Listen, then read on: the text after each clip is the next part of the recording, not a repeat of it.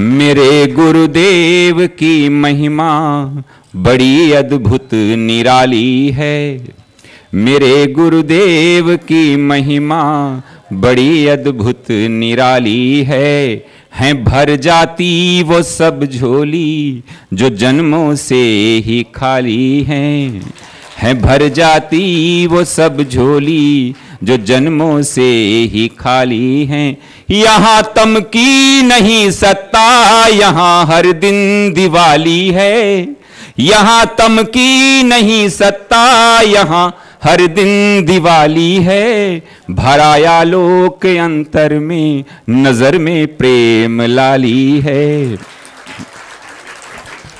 फिल्मों की तर्ज पर मैं कुछ लिखता नहीं, गुरुदेव को पसंद भी नहीं है, शास्त्रीय आधार पर लिखाते हैं, लेकिन आज मैं कुछ प्रयास करता हूं। मेरे गुरुवर शिव त्रिपुरारी, जिनकी महिमा भारी नजर में छा गए हैं कि दिल इत्थं वाक्यैस्तदर्थ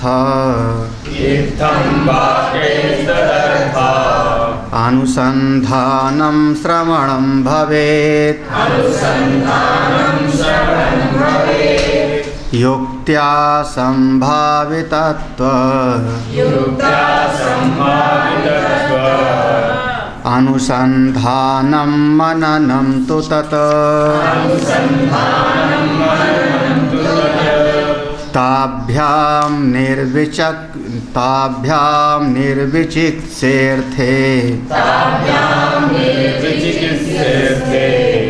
चेतसा स्थापितस्य यत् एकतानत्वमेतद्धि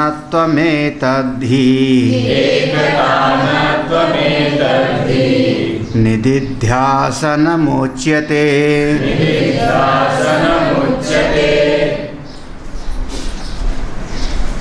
वेदांत की हमारी साधना क्या है, इस साधना के विषय में ये प्रसंग शुरू करते हैं। आत्म तत्व का जो निरूपण था, निरूपण को पूरा किया यहाँ पर, और निरूपण को पूरा करके अपना आत्मा निर्विकल्प स्वरूप है, इस बात को बिल्कुल तय कर दिया कि अपना आत्मा में कोई विकल्प नहीं है। जितने विकल्प होते हैं सब मिथ्या जगत में है। विकल्प माने दो तरह के विचार, ऐसा हो सकता है, वैसा हो सकता है, इस प्रकार से हो सकता है, उस प्रकार से हो सकता है। तो जितने भी ये द्वंद्वात्मक विचार होते हैं वो सब मायामय हैं, अविद्या के अंतर्गत हैं, और जो अपना स्वरूप है उसमें कोई संशय की गुंजाइश नहीं है, वो निर्विकल्प ही है। इसलिए जहाँ पर भी मन के भीतर कोई संशयात्मक वृत्ति आती है, विकल्पात्मक वृत्ति आती है, तुरंत चित्त में एक बोध उठना चाहिए कि ये मायामयी है, ये अविद्या इसकी जननी है, ये झूठा होगा, पक्का झूठा होगा। जहाँ भी दो तरह का, ये ऐसा होगा, ऐसा होगा, सृष्टि है, नहीं है, मैं हूँ, शरीर है, नहीं है, ऐसा होगा, वैसा होगा, सब का सब एक माया के अंतर्गत, अविद्या के अंतर्गत है। तो एक अपनी साधना में अगर हम लाना चाहें तो इस वृत्ति को ला सकते हैं कि जहाँ भी कोई दो तरह की विकल्प उठता है उसको झूठा समझ लो, बहुत आसान तरीके से, क्योंकि अपने जो मूल स्वरूप है उसमें कोई विकल्प हो ही नहीं सकता, वो निर्विकल्प ही है। वहाँ पर कोई जैसे मैं जीवित हूँ, ये दृष्टांत लिया था कि मैं जीवित हूँ, उसमें कोई विकल्प की बात हो नहीं सकती। तो इस अवस्था में हम निष्ठा कैसे प्राप्त करें, अपने इस स्वरूप की अनुभूति कैसे होवे, उसके लिए साधना का निरूपण है। वेदांत की साधना में, वेदांत को ही हम लोग ज्ञान मार्ग की साधना कह लो, तो ज्ञान मार्ग की साधना में और भक्ति की साधना में, दोनों में एक बात बिल्कुल समान है।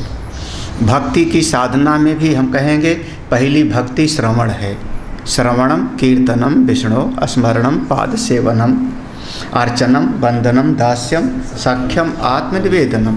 तो भक्ति की जो पहली सीढ़ी है उसको नाम दिया श्रवण। कहाँ से श्रवण करें, तो टीवी और कंप्यूटर से श्रवण का नाम तो नहीं दिया है, ये तो नहीं लिखा है। और हमारे एक संत जी तो बड़ा इस पर व्यंग करते हैं, बहुत व्यंग करते हैं। जो आप लोग आजकल कंप्यूटर से श्रवण करते हो ना, तो उस पर व्यंग करते हैं कि श्रवण के लिए लिखा है ना कि तद विद्धि प्रणिपातेन परिप्रश्नेन सेवया तद विज्ञानार्थम सगुरु में विगच्छेत समित पाणी ही श्रोत्रियम ब्रह्मनिष्ठ। फिर उसको जो है प्रणिपात करो, प्रणाम करो। और कभी कोई आप मान लो गलती करो तो कंप्यूटर आपको डांटे भी, होगा क्या ऐसा? जब ऐसा होगा नहीं तो उससे जो है एक सब्स्टिट्यूट है, प्रतिपूरक चीज़ है, लेकिन वो असली चीज़ तो वो नहीं है। लगभग तुम लोग सब पक्के हो गए, सुन लेंगे हार्ड डिस्क लगा के और पक्का हो जाएगा। लेकिन अब कंप्यूटर महाराज की सेवा नहीं लिखा है। कैसा है श्रवण, कैसा होवे? प्रथम भगति संतन कर संगा, वो बताया ना। फिर आचार्यवान पुरुषो वेद, तो श्रवण के लिए उपदेश दिया कि संत के पास बैठ करके जाओ और श्रवण करो। तो भक्ति की साधना में पहली सीढ़ी बताई श्रवण की, अपनी मर्जी से नहीं, कहाँ से? संत के पास जा करके। जैसे मान लो कभी शबरी ने किया या प्रहलाद ने नारद जी से श्रवण किया। ज्ञान के मार्ग में बिल्कुल ये पहली सीढ़ी ज्यों की त्यों है, श्रवण, मनन और निधिध्यासन। ज्ञान के मार्ग में 3 सीढ़ी बताई, श्रवण, मनन और निधिध्यासन। तो श्रवण करो, मनन करो और निधिध्यासन करो। तो यहाँ पर अगर देखा जाए तो भक्ति के मार्ग में और ज्ञान के मार्ग में कोई ज़्यादा फर्क हमको दिखाई ही नहीं पड़ता, क्योंकि दोनों की सीढ़ी है। पहली सीढ़ी श्रवण। आजकल के समय में श्रवण तो करते नहीं, और थोड़ा जल ला करके चढ़ा दिया, पत्र पुष्प चढ़ा दिया और समझ लेते हैं कि हम बहुत बड़े भगवान जी के भगत हो गए। तो जब श्रवण किए ही नहीं तो भक्ति कहाँ से हुई? अब उनको पता नहीं, वो चौपाई कहाँ भूल जाते हैं, प्रथम भगत संतन करह संगा, वो तो भूल गई। श्रवण तो हुआ नहीं, और जा कर के बस कहीं ना कहीं तीर्थ का दर्शन कर आए, कहीं ना कहीं पूजा कर दिया, कहीं ना कहीं जो है अनुष्ठान कर लिया, जप कर लिया, और कहते हैं कि नहीं महाराज हमारी बड़ी श्रद्धा है। हम लोगों से लोग कहते हैं महाराज हमारी बड़ी श्रद्धा है। कितने दिन पास बैठे, बोले वो समय नहीं, श्रवण तो किया नहीं। तो बिना श्रवण के होता नहीं, चाहे भक्ति के मार्ग पे जावे और चाहे ज्ञान के मार्ग पे जावे। श्रवण किसको कहते हैं? श्रवण माने क्या? तो देखो, इत्थम वाक्य, इत्थम वाक्य, इस प्रकार के वाक्यों के द्वारा। कौन से प्रकार के वाक्यों के द्वारा? जो हमारी उपनिषद में, गीता में, शास्त्र में जो बताए गए हैं, उन प्रकार के वाक्यों के द्वारा, अपनी मर्जी के वाक्यों से नहीं। इत्थम वाक्य ही शास्त्र प्रतिपादित, श्रुति प्रतिपादित इन वाक्यों के द्वारा आप श्रवण करो। मान लो कोई महात्मा जी आए और वो कहें कि मैं सुना रहा हूँ, अपनी अनुभव से सुना रहा हूँ, शास्त्र की बात नहीं, गीता ना सुना मैं, पुराण उपनिषद न सुना, अपना अनुभव सुना मैं, तो फिर किस्सा कहानी हो सकता है, वो उनका अनुभव हो सकता है, उनका अनुभव हो सकता है। ऐसे तो कोई आदमी ताजमहल देख के आएगा वो सुनाएगा, कोई आदमी कहीं घूम के आएगा मसूरी वो घूम सुनाएगा, वो हमारे लिए श्रवण की श्रेणी में नहीं आता। इत्थम वाक्य, इत्थम वाक्य गीता, उपनिषद, ब्रह्मसूत्र, पुराण, शास्त्र के वाक्यों के द्वारा समझावे हमको। फिर तदर्थ अनुसंधानम, शास्त्र के वाक्यों के अर्थ का अनुसंधान करो, विचार करो कि शास्त्र में अगर ये शब्द लिखा है तो क्यों ऐसा लिखा है, अनुसंधान करो, इसका तात्पर्य का निश्चय करो। तो गुरु जी के पास बैठ के शास्त्र के माध्यम से शास्त्र के वचनों का श्रवण करना और उसके तात्पर्य का निश्चय कर लेना, इसका नाम होता है श्रवण। इसको हम कहते हैं श्रवण। शास्त्र के वाक्यों को गुरु मुख से श्रवण करना और श्रवण करके उस वाक्य के अर्थ को समझ लेना, इसका मतलब क्या है, इसका नाम होता है श्रवण। देखो बहुत सारे वाक्य हैं जिसका अर्थ हमको समझ में नहीं आता। शब्द भले सुन लें, शब्द सुनना एक बात है, शब्द सुन लें, लेकिन उसका अर्थ समझ में ना हो। जब अर्थ समझ में नहीं आता तो अभी श्रवण पूरा नहीं हुआ, फिर श्रवण नहीं। अब उसके देखो वाक्य एक ऐसा है, लेकिन उसके अर्थ को हम समझते नहीं, तो फिर वाक्य याद कर लेना अलग चीज़ है, लेकिन तदर्थ अनुसंधानम, उस वाक्य के अर्थ को भी समझो ना। जब तक उसके वाक्य के अर्थ को नहीं समझोगे, जैसे मान लो हमने कहा कि सत्संग, सत्संग तो बहुत प्रचलित है, हाँ, लेकिन सत्संग के वाक्य का अर्थ तो समझो कि सत्संग का वाक्य का अर्थ क्या हुआ? सत्संग, यही तो होगा, सत धन संग। और सत माने कौन? परब्रह्म परमात्मा, वही तो सत है, जिसमें कोई विकल्प हो नहीं सकता, जिसमें कोई दूसरा है ही नहीं। सत माने जो नित्य होवे, तीनों कालों में रहे, उसके साथ अपने मन को जुड़ने का नाम होता है सत्संग। जब ये हमारी बुद्धि में बात बैठ जाता है कि सत्य के साथ मन को जोड़ने का नाम होता है सत्संग, तब समझना कि आपने सत्संग को समझा। किसी जहाँ पर 10 लोग बैठे प्रवचन कर रहे हैं, सुन रहे हैं, वहाँ जाके केवल बैठ जाने का नाम सत्संग नहीं होता। वहाँ तो दुकान वाले भी बैठा होता है, कान में तो जा रहा है उसके शब्द, बिल्कुल कान में जा रहा है। वो कहता है दुकान पे बैठे बैठे हम सत्संग भी सुन रहे हैं, हाँ, लेकिन वो सत्संग, क्योंकि मन उसका सत्संग में नहीं लग रहा है। मन कहाँ लग रहा है? कौन ग्राहक आ रहा है, कोई आवे खरीदे हमारी चीज़, मन उसका वहाँ पे लग। सत्य के साथ मन को जुड़े तो सत्संग। ऐसे वेद के वाक्यों को, शास्त्र के वाक्यों को गुरुदेव के माध्यम से श्रवण करना और उसके अर्थ का, तात्पर्य का धारण कर लेना, इसका नाम होता है श्रवण। जब तक तात्पर्य का निश्चय ना हो जाए तब तक आपको श्रवण करते रहना है। एक बार श्रवण हो जाता है, बुद्धि में बात बैठ जाती है। समाज के अनुसार इस दुनिया के कारण बुद्धि में कभी न कभी हलचल पैदा हो जाती। ये सुन तो लिया, लेकिन वो अगर मगर परंतु लेकिन वो आकर के बुद्धि में संशय डाल देता है। हाँ, अच्छा, संसार झूठा है कि सही? संसार सत्य है कि असत्य? हैं? क्या हुआ? व्यवहार में सत्य, हाँ, और विचार में न सत्य है न असत। तुम कह रहे हो न सत्य है न असत, न सत्य है न असत। हाँ, तुम कह रहे हो व्यवहार में सत्य, परमार्थ में असत, और कोई? अच्छा, तुम तो असत में पहुंच गए। और कोई? अब लो, हमारे सत्संगियों में 3 मत हो रहे हैं, तीनों महान पुरुष। अब इसका मतलब क्या हुआ? हाँ, सब धुरंधर सत्संगी, हाँ, तीनों हमारे जो है लोग, हो गया ना मतभेद। तो ऐसे अब 3 बातें सुन करके हमारी बुद्धि में थोड़ा संशय आया ना।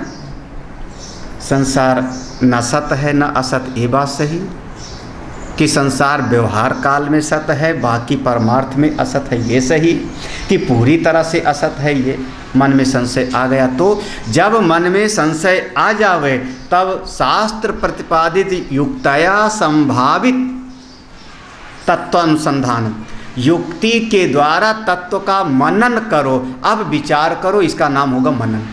अब स्वयं अपना विचार की युक्ति लाओ। काल भी जो आएगा वो संसार के अंतर्गत आएगा, तो काल भी आएगा संसार के अंतर्गत आएगा। तो कह रहे हैं व्यवहार काल में सत्य है, इसी का नाम हो जाएगा मनन। अब तीनों आपस में बैठ करके और विचार कर लो विचार कर लो। हाँ, आपका व्यवहार जो काल कह रहे हो, व्यवहार काल भी तो असत की श्रेणी में होगा, है ना। व्यवहार काल को कोई हम सत कह रहे हैं क्या? व्यवहार कौन कर रहा है? व्यवहार कर कौन रहा है? शरीर कर रहा है ना। व्यवहार शरीर कर रहा है, व्यवहार जीव कर रहा है। चलो, व्यवहार जीव कर रहा है, तो जीव सत है कि असत? लोग फंस गए ना वहीं, एक चक्रिका पत्ती दोष में आएंगे। हाँ, व्यवहार आपने शरीर कहा कि शरीर व्यवहार कर रहा है, तो शरीर तो झूठा है ही। आपने कहा थोड़ा और आगे बढ़ गए, नहीं जीव व्यवहार कर रहा है, तो जीव कैसा है? अविद्या उपहित चेतन, वो कहाँ से सही हो गया? फिर अगर आपने कहा व्यवहार सबका सब संसार असत है, बोला किसने? किसने बोला? हाँ, है तो बोला कि नहीं है तो बोला? हाँ, असत वाला बोलेगा क्यों? जब सब झूठे हैं तो आपने बोला क्यों? बोले कि फंसे, मौन व्याख्या। बोला माने जो दूसरे ने बात कही उसको तुमने स्वीकार कर लिया ना। जब हम किसी की बात का प्रतिवाद करते हैं तो प्रतिवाद करना माने उसकी बात को स्वीकार कर लेना होता है। किसी की बात को काटना, खंडन करना माने उसकी सत्ता को स्वीकार कर लेना होता है ना। वाक्य वृत्ति में आया ये विषय। हम क्यों किसी की बात का प्रतिवाद करते हैं? हाँ, दूसरा है, हाँ दूसरा दिखा ना, तो असत कहाँ हुआ फिर? क्यों दूसरा दिखा, दूसरे की भाषा दिखी, दूसरे की भाषा का अर्थ हमको दिखा, हमारी अपनी भाषा में हमारा जो समझ है वो सही हमको लगने लगा, सब क्या हो गया? फिर ये चार दोष आ जाएंगे। ये विकल्प आ गया, ये निर्विकल्प नहीं है। निर्विकल्प में आप बोले क्यों? इसीलिए अगर वो निष्ठा देखो, अच्छा अब तरह तरह के एक बार सत्संग सुनने के बाद, मैं कह रहा हूँ ये सब 10-10 साल 15 साल के सत्संग सुनने के बाद, श्रवण करने के बाद मन में कई तरह के विचार उमड़ घुमड़ के आ जाते हैं, उसका नाम होता है संशय। तो उन सारे संशयों का निराकरण करने के लिए हमको करना पड़ता है युक्ति पूर्वक विचार, युक्तया संभावित तत्व अनुसंधानम। मन मर्जी कैसी युक्ति? शास्त्र सम्मत, शास्त्र के अनुसार युक्ति को ले आओ, और वैसा जब विचार करते हो तो उसका नाम हो जाता है मनन। वैसे आपको इतना समझना चाहिए, श्रीमद् भगवत गीता और उपनिषद ये श्रवण के ग्रंथ हैं, और ब्रह्मसूत्र मनन का शास्त्र है। ब्रह्मसूत्र मनन के ग्रंथ हैं, वहाँ पर सारे संशयों का निराकरण होता है। और आगे के जो नैष्कर्म सिद्धि, अद्वैत सिद्धि, वो सब नैष्कर्म सिद्धि, अद्वैत सिद्धि, चित्त सुखी, वो निधिध्यासन के ग्रंथ हैं। श्रीमद् भगवत गीता पर भी ले लो, श्रीमद् भगवत गीता पर भी स्वामी शंकरानंद जी की जो टीका है, शंकरानंदी टीका हम लोग कहते हैं, उसको निधिध्यासन प्रधान मानते हैं। वहाँ पर हर श्लोक में ब्रह्म की चर्चा आ जाएगी घूम फिर करके, वो निधिध्यासन प्रधान हो गया। जो हमारे भगवान शंकराचार्य जी का भाष्य है गीता जी पर, वो श्रवण प्रधान है, और जो आनंद गिरी की टीका है वो मनन प्रधान हो गया। तो इस प्रकार से जो है वो अपने आप से थोड़ा समझना पड़ता है। तो श्रवण, दूसरा हुआ मनन, तीसरा ताभ्याम निर्विचित्से, विचिकित्सा कहते हैं संशय को, विचिकित्सा माने संशय। हाँ, तो निर्विचिक से वह जो अपना आत्मा है उसमें कोई संशय नहीं है। श्रवण करने के बाद, मनन करने के बाद अपनी आत्मा का निश्चय हो गया, मैं हूँ, मैं अपने आप को जानता हूँ, मैं आत्मा हूँ, उसमें कोई संशय नहीं है। उस आत्मा में चेतसा स्थापितस्य, अपने चित्त को टिका दो, लगा दो। कौन से, कहाँ पर चित्त को टिकाओ? चित्त कहाँ पर टिकाओ? दूसरे की बात पर नहीं। दूसरे की बात पर अगर हमने टिकाया, इसका मतलब हमारी दृष्टि में स्व को छोड़ के पर आया ना। दूसरा कहता है, अरे दूसरा सही मानता है दुनिया को माने, कोई झूठ मानता है दुनिया को झूठ माने, कोई भगवान की बनाई मानता है माने, कोई भगवान का रूप माना, जिसको जो मर्जी है सो माने। हम जो अपनी निष्ठा में हैं, हमारा अपना चित्त क्यों डामाडोल हो गया? चेतसः स्थापितस्य, अपने चित्त की बिल्कुल स्थिति वहाँ पर टिका दो, कभी डामाडोल ना हो अपने निश्चय से। एक तानत्वम, एक तानत्वम एतद ही, एक तानत्वम बिल्कुल एक ताग का, एक तानत्वम निधिध्यासन की यही परिभाषा किया गया है। एक तानता, एक तानता का दृष्टांत वही दिया जैसे घी को किसी दूसरे पात्र में हम निकालते हैं तो उसकी तार को टूटने नहीं देते। जब एक पात्र से, बर्तन से दूसरे बर्तन में तेल उड़ेलना है तो उसकी तार अगर टूट गई तो दाएं बाएं फिर वो फैल जाएगी। तो जैसे वो एक तानता वाली होती है ऐसे हमारा चित्त अपने केवल अपनी आत्मा का चिंतन करे। एक तानत्वम एतद ही निधिध्यासनम उच्यते, यही निधिध्यासन है। श्रवण मनन, और श्रवण हम श्रवण करते हैं, मनन में संशय का निराकरण करते हैं युक्ति से, और निधिध्यासन में निरंतर मैं आत्मा हूँ, मैं सच्चिदानंद स्वरूप हूँ, मैं नित्य हूँ, मैं निर्विकार हूँ, मैं अजन्मा हूँ, मैं सर्वव्यापक हूँ, अपने इसी भाव में डूबे रहने का नाम होता है निधिध्यासन। कभी डांवाडोल हो ही मत, कोई डांवाडोल। रज्जब दोष न दीजिए कोई कहे क्यों ही, हंस के उत्तर दीजिए हाँ बाबा यूँ ही। रज्जब दोष न दीजिए, ये रज्जब का दोहा था, कोई कहे क्यों ही।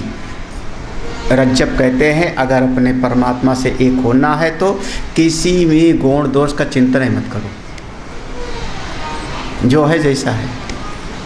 किसी ने कहा तुम बहुत अच्छे हो, हंस के उत्तर दीजिए हाँ बाबा यूँ, ये आपकी नज़र है ना कि मैं अच्छा हूँ। किसी ने कहा तुम बहुत खराब हो, हंस के उत्तर दीजिए हाँ बाबा यूँ ही, हाँ ठीक है। किसी ने गुण देखा उसका अपना मन अच्छा होगा, किसी ने दोष देखा उसका अपना मन अच्छा होगा। वास्तव में तो आपके ऊपर इतने सविकल्प हैं जिसकी कोई सीमा नहीं है। आपके अहम पर ना जाने कितने तरह के सविकल्प हैं, कुछ भी हो सकता है। आप मूलतः तो निर्विकल्प हो, तो हंस के उत्तर दीजिए हाँ बाबा यूँ, बस अपने स्वरूप में रहो, निष्ठ रहो। ये संसार तो बस कुछ न कुछ तो आपको कहेगा ही कहेगा, कुछ न कुछ तो कहेगा। कोई पूजा करेगा तो कोई आपको दोष भी देगा। हाँ, हाँ। तमिलनाडु में रावण की भी पूजा होती है, तमिलनाडु में रावण की भी पूजा होती है ना। सब जगह पर रावण को जलाया नहीं जाता। अरे महाराज ये बात तो संभव नहीं, ये तो संसार ऐसे रहेगा बिल्कुल। हाँ, राम जी में दोष देखा, पेड़ के पीछे छुप के मारा, क्यों मारा? कन्हई में दोष देखा तभी तो श्राप दिया। दो लोगों ने श्राप दिया, गांधारी ने दिया, उत्तंक मुनि ने श्राप दिया, उत्तंक मुनि ने भी श्राप दिया।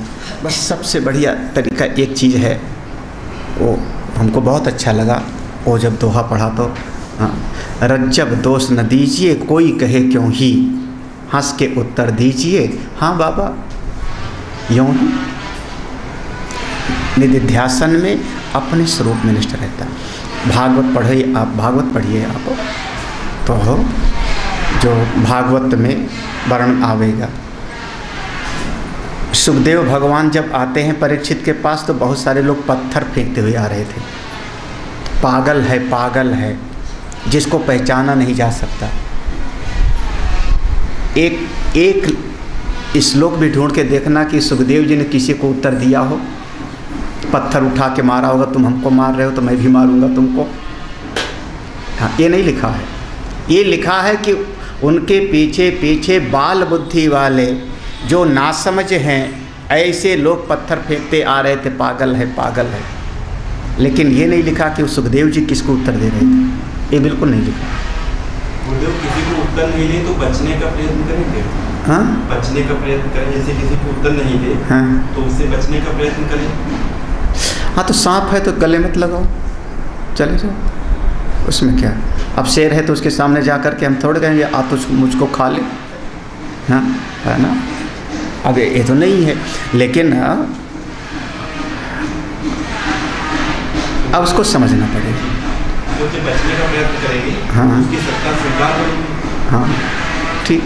और जब उसका उत्तर देंगे तो भी सत्ता स्वीकार करेंगे। तो उस स्थिति में तो फिर कोई वही नहीं है।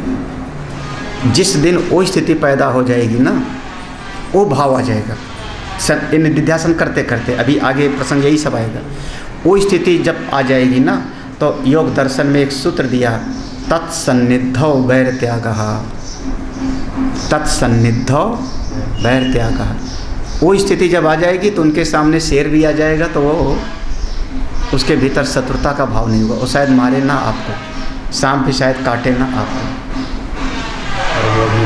हाँ, जिसको आप लोग कहते हो शेर और बकरी एक घाट पर पानी पीते थे, है ना, यही सुना है ना, तत्सन्निधौ वैर त्यागः। ऐसे महापुरुष के भीतर तो बचने का प्रयास किसको कर रहे हो? जब शरीर को, वो एक स्थिति है आती है, लेकिन निधिध्यासन में चित्त वृत्ति हमारी अपने आत्मा में लगी रहती। जब शरीर को समझी लिया कि मिथ्या है, माया से बना हुआ है, 5 महाभूतों से बना है, तो काहे के लिए इसके पीछे पागल होना? चित्त वृत्ति को अपने वहाँ पर लगाओ, चेतसा स्थापितस्य, वहाँ स्थापित करो।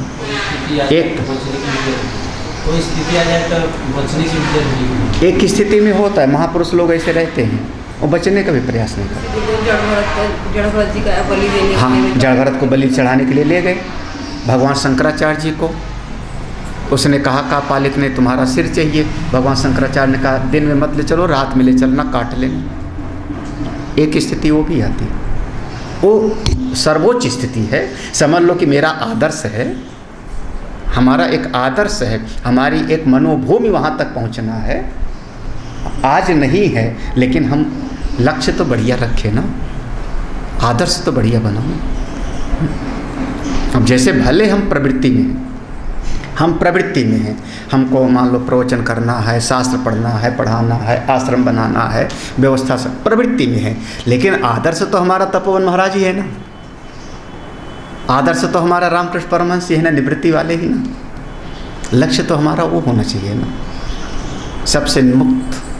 ठीक है, आज हम हैं, अगर आपका आदर्श श्रेष्ठ होगा ना, तो कभी न कभी तो पहुंच ही जाओगे। भाई आपके मन में एक आदर्श है कि हरिद्वार जाना है, तो आज नहीं तो कल आ ही गए ना। अगर आपका आदर्श अच्छा होगा, श्रेष्ठ होगा, आज नहीं चलो अगले जन्म में पहुंच जाएंगे। पहुंच तो जाओगे, पक्का तो है। जिसका आदर्श ही गया गुजरा होगा, कौन आदर्श बन गए? धन वाले, पद वाले, साधारण लोग, राग द्वेष में पड़े, उनको आदर्श बना लिया। जब आपने अपना आदर्श ही, लक्ष्य ही ऐसे लोगों को बना लिया, तब तो फिर आपकी सारी संभावनाएं खत्म हो गई ना। तो कम से कम वो तो श्रेष्ठ होना चाहिए। हमको पहुंचना वहाँ पर है, वो स्थिति। हमारे भर्तृहरि जी महाराज लिखते हैं, कब वो स्थिति आएगी, बैराग शतकम में, कब वो स्थिति आएगी कि मैं कहीं हिमालय की कंदरा में बैठा होऊंगा, ध्यान लगा करके अचल भाव से, कोई हिरन आएगा, हमको ठूंठ समझेगा और ठूंठ समझ के अपनी सींग खुजला करके और चला भी जावे। हे प्रभु, कब मेरी वो स्थिति आवेगी? तो वो स्थिति एक हमारे अपने चित्त के भीतर एक वो तड़प तो हो। चलो आज नहीं तो कल होगा, तो पहुंच जाओगे। लेकिन बहुत ज़्यादा है संसार के राग द्वेष में मत फंसो, अपने चित्त को वहाँ ले जाओ, अंतर्मुखी रहो। साधना है निधिध्यासन। निधिध्यासन माने अंतर्मुखता, निधिध्यासन माने दूसरे का चिंतन न करना, क्योंकि चिंतन को हमने अपनी आत्मा में लगाया। ये साधना आपको स्वयं करनी है, कोई दूसरा करके नहीं देगा, कोई दूसरा नहीं। रास्ता कोई बताया सकता है, बस करना तो आपको ही है। चित्त को हमको वहाँ लगाए रखना है, छोटी मोटी चीज़ों में वो ऐसा है, वो ऐसा है, ऐसा ऐसा है, मत फंसाओ। जो है अपने लिए है ना, जो है। अब एक आदमी रिक्शा चला रहा है, अपने लिए चला रहा है, एक आदमी खोमचा लगा रहा है, कोई मांस बेच रहा है, कोई दूसरा काम कर रहा है। हम सबको सुधार नहीं सकते, नहीं माने तो जब एक छोटी सी बात नहीं मानता समाज, तो बड़ी बात को कैसे मानेगा कि संसार झूठा है, मिथ्या है। इसलिए हम लोग कभी प्रभावित नहीं होते इन घटनाओं से, मान के चलते हैं कि संसार ऐसा ही रहेगा। बात कहाँ कौन मानता है? बस सबसे बढ़िया ये संसार ऐसे रहेगा, ऐसे चलता रहेगा, इसको ऐसे चलने दो। अपने चित्त को, अपनी निष्ठा को अपने चिंतन में लगाओ, इसमें लगाओ। एक तानत्वम एतद् ही, एक तानत्वम, टूटने न पावे तार। मैं आत्मस्वरूप हूँ, मैं सच्चिदानंद हूँ, मैं ब्रह्म स्वरूप हूँ। और ठीक है, ये संसार से निरपेक्ष होना ही पड़ेगा। मैंने बार बार संन्यास की परिभाषा, देश काल वस्तु से निरपेक्ष होना, देश काल वस्तु निरपेक्षत्व, यही एक उपाय। भागवत पढ़ना, भागवत में लिखा है विदुर जी महाराज एक समय पर काष्ठ मौनी हो गए। भागवत जी में लिखा काष्ठ मौनी, काष्ठ मौनी माने मुंह में लकड़ी का छोटा सा टुकड़ा रख दिया। जैसे सड़क पर चले जा रहे हैं, रास्ते में जंगल चले रहे, सामने से कोई आ गया, उसने प्रणाम किया। जब प्रणाम करेगा तो दिल से तो निकलेगा जुग जुग जियो, वो बोलना तो हो गया ना। तो बोलना भी ना पड़े, मुंह में लकड़ी का टुकड़ा रह गया तो बोलेंगे भी नहीं। सुदर्शन सिंह चक्र जी ने एक पद लिखा, और आज के करीब 15 साल पहले, 20 साल पहले मैंने पढ़ा होगा। हे मन, अब ऐसी जगह पर ले चलो, हे मन अब हमको उस जगह पर ले चलो। कहाँ पर? जहाँ कोई हालचाल पूछने वाला भी ना हो, क्योंकि हालचाल पूछेगा तो हमारे चित्त को बहिर्मुखी करेगा। जहाँ कोई अपना ही ना हो, और जब शरीर छूटे तो इस शरीर से 2-4 पशु पक्षी भी अपना पेट भर लेंगे। एक चक्र जी का लिखा हुआ पद था, महाराज पढ़ते ऐसा, ये सब महापुरुषों की बातें होती थी। तो अपने आप में निष्ठ रहो, यही साधना है। जितना अंतर्मुखी रहोगे वही साधना है। बस संसार से जो है, अब इसी को सरल भाषा में कहा, चाह गई चिंता मिटी मनवा बेपरवाह, जिसको कछु न चाहिए ओ साहों का सा। जब चाहोगे तो दुखी होगे, चाह नहीं हमारे मन में कोई, जब चाह नहीं तो दुख नहीं। अगला श्लोक पढ़ते हैं। अब ये निधिध्यासन, अगर कोई इस बात को कर लेगा, निधिध्यासन, ये समाधि में जाके कन्वर्ट हो जाएगा। अगर सही तरीके से निधिध्यासन करोगे तो निधिध्यासन ही आपकी समाधि में, जैसे आप समझ लो कि आप कब सो जाते हो पता नहीं लगता। आप चारपाई पर लेटे, अब सोना है और धीरे धीरे आप सो गए। सोने का समय आप नोट नहीं कर सकते हो कि कितने बज के कितने मिनट पर आप सोए। एक समय पर वहाँ पर चले गए, पता भी नहीं लगा। बिल्कुल उसी तरीके से अगर निधिध्यासन आपके बस में है, निधिध्यासन आप करो और समाधि उसका फल है, समाधि अपने आप आ जाती है। उस बात को कह रहे हैं, ध्यात्रि ध्याने परित्यज्य क्रमाध्यायैक गोचरम निवात दीपवत चित्तम समाधिरभिधीयते।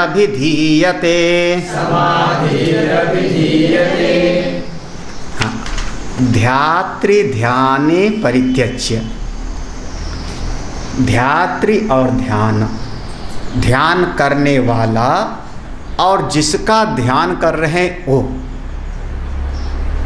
एक समय पर दोनों छूट जाता है। परित्यज्य एक त्रिपुटी है ध्यान करने में त्रिपुटी है। मैं ध्यान कर रहा हूँ, जिसका ध्यान कर रहा हूँ वो है ध्येय, तो मेरा नाम हुआ ध्याता।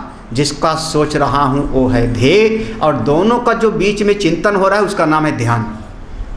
मैं ध्यान करने बैठा हूँ, मैं आत्मा हूँ। तो धीरे धीरे ये जो वृत्ति है, ये जो त्रिपुटी है, ध्याता, ध्येय और ध्यान की, क्रमात् एक क्रम से जाके लीन हो जाता है।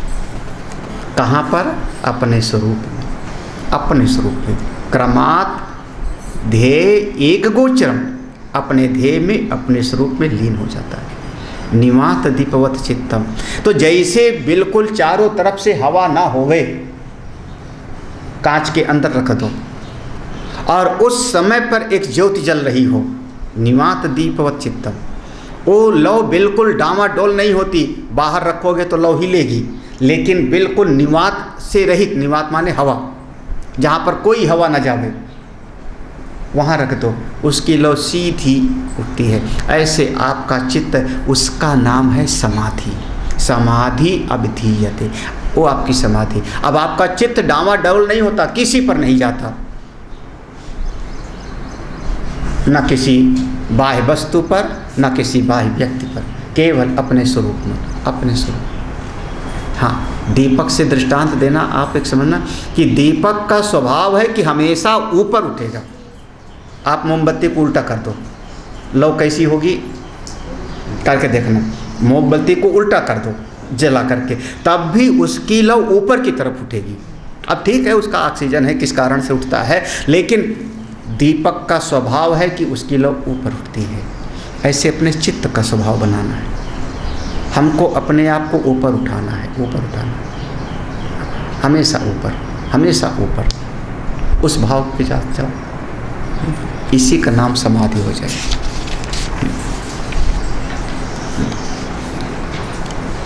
वृत्तयस्तु तदानीम अज्ञाताप्यात्मगोचराः स्मरणादनुमीयते व्युत्थिता तस्य समुत्थितात्। समाधि में जिस समय चित्त हमारा शांत हो गया, उस समय कोई होश ही नहीं, हमको कोई होश नहीं, लेकिन उस समय ये है कि हाँ मैं हूँ, मैं हूँ। एक वृत्ति है, वृत्तयः तु तदानी, ये हम बना नहीं रहे हैं, सोच नहीं रहे हैं। वो सोच रहे थे तो निदिध्यासन था। देखो, सोच रहे थे कि मैं आत्मा हूँ तो निदिध्यासन था। यहाँ पर सोचना भी नहीं है, समाप्त हो गया। बस एक अहम अस्मि सदा भामी कदाचित न हम अप्रिय, उस भाव में बिल्कुल स्थित है। आत्मगोचर, बिल्कुल अपने आत्मस्वरूप अशांत है। हाँ, कई बार लगता है रमण महर्षि का जीवन कैसा रहा होगा, अपने स्वरूप में शांत है। ये बाद में हमको लगता है कि हाँ ध्यान में बड़ा सुख मिला, कब? जब ध्यान से बाहर उठे तब। स्मरणात् अनुमीयते, क्योंकि जब समाधि हमारी थोड़ी सी टूटी, ध्यान से उठे, हम ध्यान से उठे तो हमको लगने लगा कहाँ जंगल में फंस गए, संसार में, दुनियादारी की बातों में। चलो चलो ध्यान करने बैठे। हाँ, उसमें बड़ा अच्छा लगा था, बड़ा अच्छा लगा था। माने क्या, ये बाद में ये संसार का जो पसारा है उसके कारण अनुमान करते, अनुमीयते, स्मरणात् अनुमीयते, अनुमान कर रहे हैं कि हाँ उस समय पर बड़ा सुख था, उस समय पर अपने स्वरूप की यादाश्त थी। असल में तो वहाँ केवल आपकी सत्ता मात्र थी। समाधि में आप ही थे, वहाँ कोई वृत्ति नहीं थी, लेकिन फिर भी एक अपना स्वरूप का सुख था। एक बार जहाँ से सुख मिल जाए ना किसी को, बार बार वहीं पर जाता है, जहाँ से अच्छा लगे। आप लोग कोई एक पिक्चर 2-3 बार देखे हो? कोई जब अच्छी लगी तब देखा ना, अच्छी लगी तब देखा ना, सुख मिला उसको तब देखा ना। और कोई पिक्चर ऐसी जो बिल्कुल बैठ करके लगा दिमाग खराब हो गया, भारी हो गया, कहाँ फंस गए, उसको दोबारा। तो ऐसे ही जो चीज़ हमको सुख देती है वहाँ बार बार जाने का मन करता है। सीधा सा मेरा कहने का मतलब है, जो चीज़ अच्छी लगेगी उसको बार बार देखने का, खाने का, जाने का मन करेगा। हम बार बार नींद में क्यों जाते हैं? रोज़ रोज़ सोते क्यों हो आप? हाँ, मत सो। अच्छा, ट्रेन पे मत सोना, ट्रेन पे सोना मत। अपनी गठरी को सीने से चिपकाए रखना, कहीं चोर ना ले जावे। जगते रहना, लोग कहते थे जगते रहो जगते रहो। हाँ, चलेगा? महाराज सोने के लिए तो आदमी इतना लाइट भी, एसी वगैरह में तो लाइट भी बंद करेगा, कंबल ओढ़ेगा, कंबल पे चादर लगाऊंगा। क्यों? सोऊंगा, क्योंकि हमको सोने में बड़ा शांति मिली, तो रोज़ रोज़ सोऊंगा, रोज़ रोज़ सोऊंगा, क्योंकि यहाँ पर थक जाता हूँ बात करके, व्यवहार करके, खा पी करके, दुनिया का काम करके भीतर बेचैनी होती है। तो जब नींद में चले गए तो वहाँ विश्रांति मिलती है। ऐसे संसार के सारे पचड़ों में हमारा चित्त बहिर्मुखी होके अशांत हो गया। जब ध्यान करते हैं चित्त को आनंद मिलता है। एक बार ध्यान का सुख मिल जाए ना तो फिर आदमी छोड़ ही नहीं सकता उसको। फिर तो बस स्मरणात् विद्युतस्य, जब उठ जाएगा समुत्थितात्, जैसे ध्यान से उठेगा फिर वही याद आएगा। स्मरणात्, अरे ध्यान में बड़ा सुख था, फिर वहीं जाएगा। तब हमारे अच्छा, भगवान शंकर जी ने क्या किया? मान लो मेरे आदर्श भगवान भोले बाबा हैं, चलो भगवान शंकर जी ने क्या किया? हाँ, सत्संग सुनने गए ना, यही काम किया ना, सत्संग सुनने गए, लौट के आए, संशय हुआ, सती जी को समझाने की कोशिश किया, ठीक है ना, समझाया, एक परिश्रम हुआ, एक बहिर्मुखी जगत में हुआ, बहिर्जगत में जाके सत्संग किया, समझाने की कोशिश किया, नहीं मान। उसके बाद जब आए तब क्या किया? कैलाश पर, हाँ, वो चीज़ क्यों नहीं आनी चाहिए?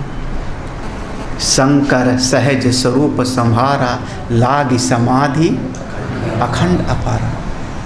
ऐसी हालत में भी, क्योंकि असली सुख तो वहीं पर है ना, असली आनंद तो वहीं पर है। लागी समाधि, अपने स्वरूप में चले जाओ, अपने स्वरूप। संसार का थोड़ा सा विक्षेप हुआ, अपने भीतर चले जाओ। हम लोग क्या करते? बाहर की परिस्थिति को ठीक करने लग जाते। हाँ, वो व्यक्ति ठीक हो जाए, ये घर ठीक हो जाए, वो जंगल ठीक हो जाए, वो परिस्थिति को ठीक करते करते अपना सारा जीवन मेरा खत्म हो जाता है। अपने भीतर चले जाओ, कितना बढ़िया हो जाए।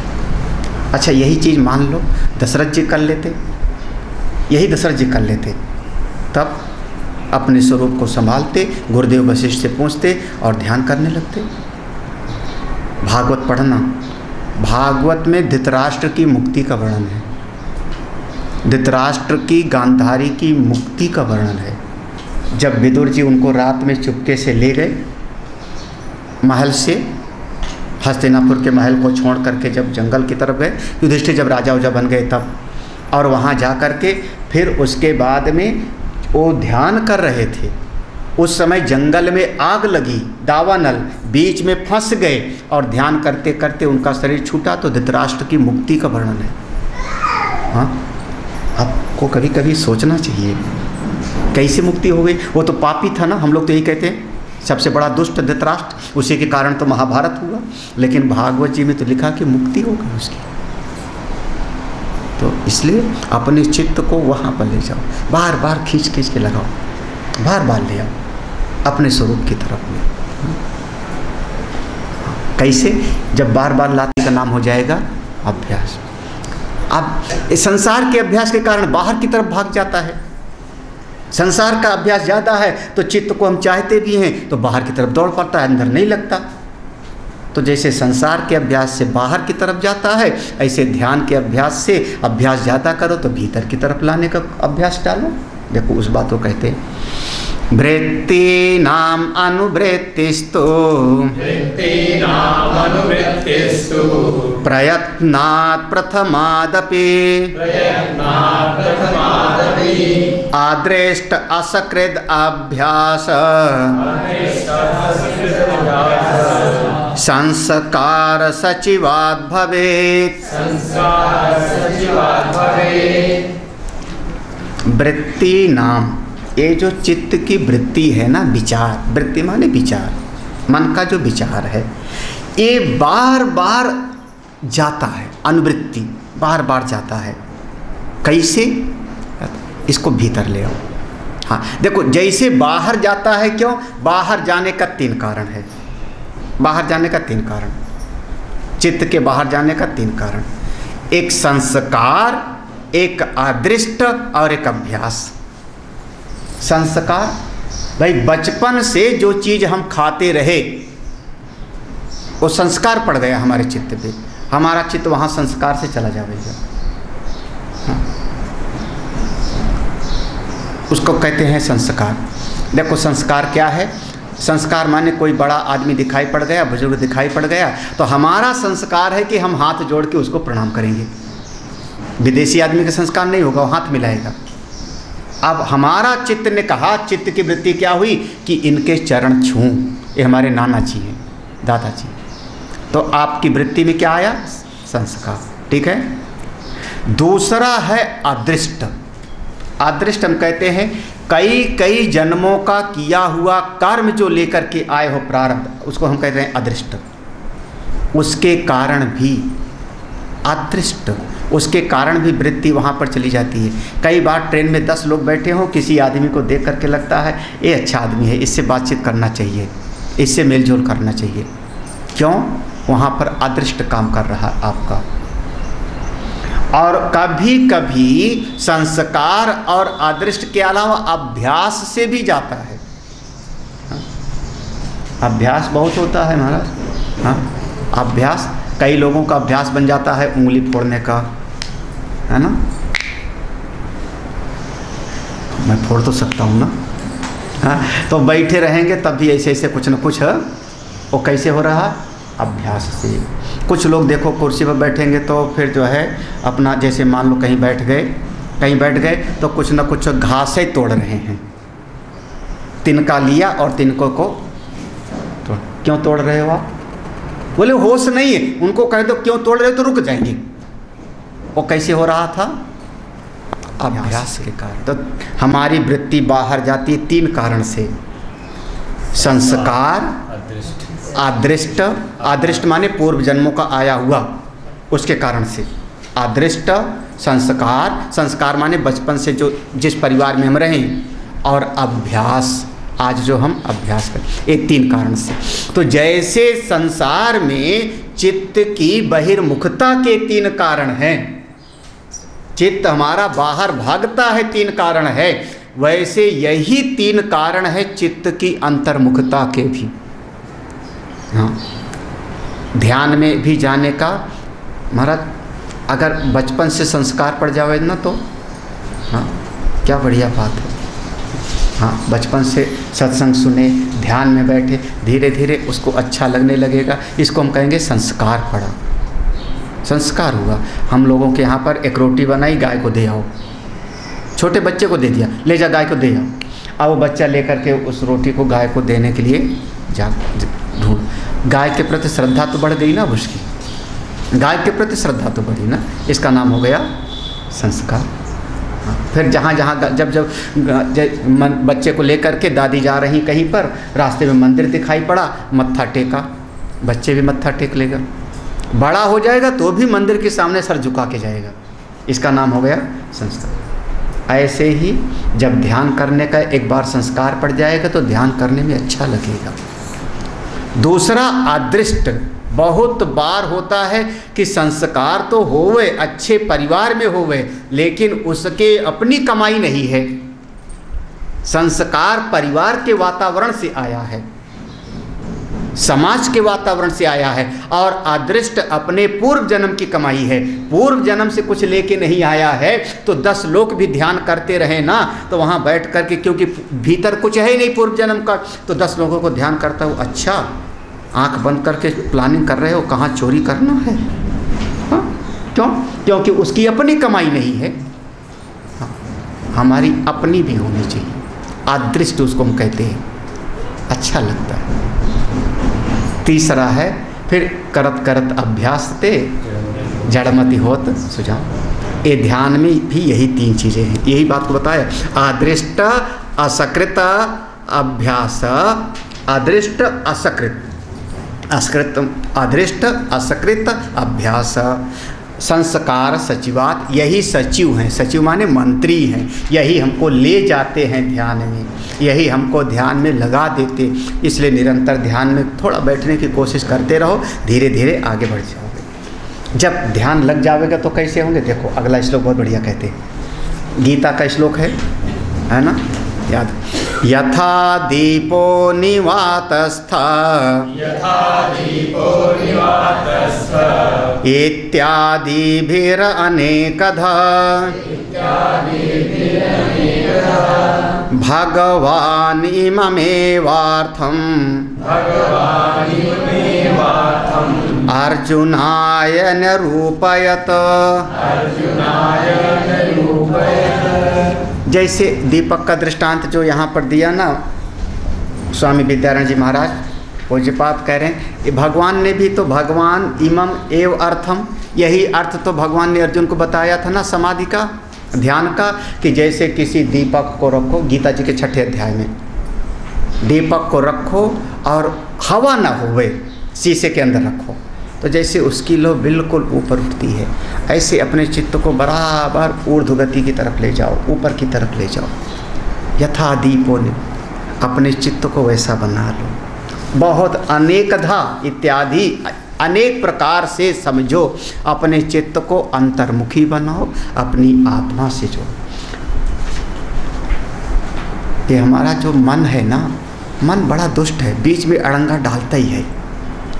मन ने तुरंत कहा क्या फायदा, हाँ चित्त हमारा शांत होगा, दीपक के जैसे होएगा तो क्या फायदा। हाँ, क्योंकि जब तक फायदे की बात ना बताओ तब तक ये प्राणी कुछ करने के लिए तैयार ही नहीं, क्या फायदा। अब यहाँ से फलश्रुति है, देखो ध्यान की समाधि की फलश्रुति है, इतना बढ़िया फायदा है, इतना अच्छा फायदा है, इसलिए भी करो। चलो फायदे के लिए करो, करो तो ध्यान। हाँ, अपने मन को ठीक करें।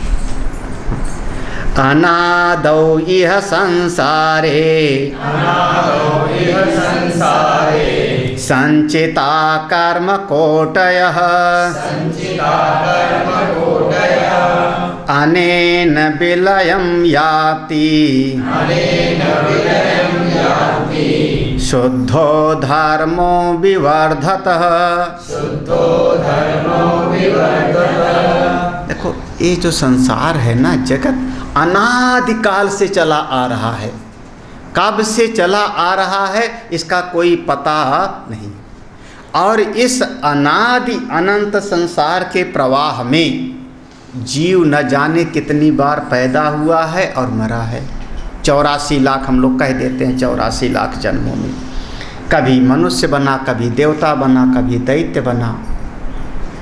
जब जब बना कुछ न कुछ कर्म भी तो किया होगा ना। तो यह अनादौ संसारे, इस अनादि संसार में ये जीव करोड़ों करोड़ों कर्मों को इकट्ठा किया है, उनका अदृष्ट इकट्ठा किया है, संस्कार इकट्ठा किया है, न जाने कितने कर्म करके। क्या पता हम कभी इंद्र भी बने थे और क्या पता हम कभी दैत्य भी बने होंगे, कोई पक्का थोड़े है, सब इकट्ठा है।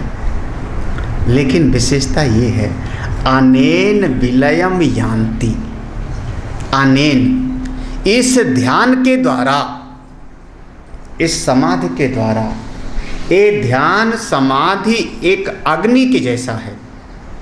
जैसे अग्नि का स्वरूप है कि किसी कमरे में 1 दिन का कचरा होवे या 10 साल का कचरा होवे या 100 साल का कचरा होवे, जैसे आग लगती है तो कमरे का सब कुछ स्वाहाना तो यह संसारे। तो जैसे अग्नि का स्वभाव है, अग्नि का स्वरूप है कि चाहे 50 साल का कचरा होवे एक क्षण में भस्म कर देता है, 50 साल का होवे 5 मिनट पहले का फेंका होवे सबको। ऐसे ये ध्यान की अग्नि, ज्ञान की अग्नि है। ज्ञान अग्नि दग्ध कर्माणम, हाँ ये ज्ञान की अग्नि ऐसी है कि कर्म कोटयः, करोड़ों करोड़ों कर्म जो संचित हैं आपके, सब के सब एक क्षण में भस्म कर देता है। जिस क्षण आप ध्यान में गए शुद्ध हो गए, आपके हृदय को बिल्कुल निर्मल कर देता है। यान्ति शुद्धो, यान्ति यान्ति माने चला जाता है, परम शुद्ध स्वरूप में प्रवेश कर जाता है। धर्मो विवर्धता, यही से धर्म की बढ़ोतरी होती है, यहीं से साधक अपने स्वरूप में निष्ठ हो जाता है।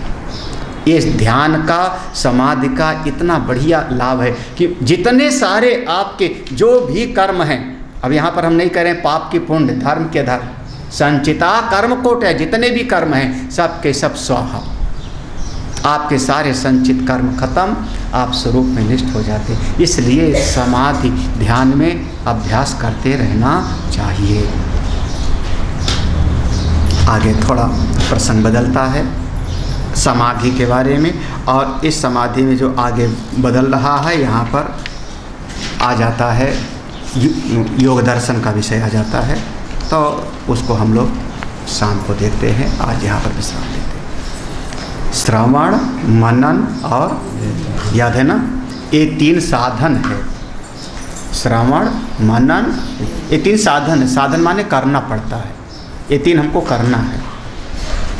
और समाधि करना नहीं होता, वो परिपक्व स्थिति है, फल है ना? आग जलाना पड़ता है, कढ़ाई रखनी पड़ती है, तेल डालना पड़ता है, सब्जी डालनी पड़ती है। पकना, आप में दम है पकाना? पकना फल है, सब्जी पक गई फल है। आग जलाना आपके बस में है ना? पेड़ लगाना मेरे हाथ में है, खाद पानी देना मेरे हाथ में है, बकरी से बचाना ये हमारी साधना है। लेकिन फल, फूल उसमें वो आपके हाथ में, वो फल है, वो अपने आप होता है। ऐसे श्रवण, मनन, निधिध्यासन ये हमारी साधना है, ये करना है, और समाधि उसका फल है, वो अपने आप घटित हो जाएगा, तीनों आ जाएगा। तो जो कहते हैं समाधि लगाऊंगा, वो फिर समाधि को समझे नहीं अभी, फिर उन्हें निधिध्यासन को ही समाधि समझ लेते हैं। समाधि तो एक उस उच्च अवस्था का हो है जहाँ पर अपने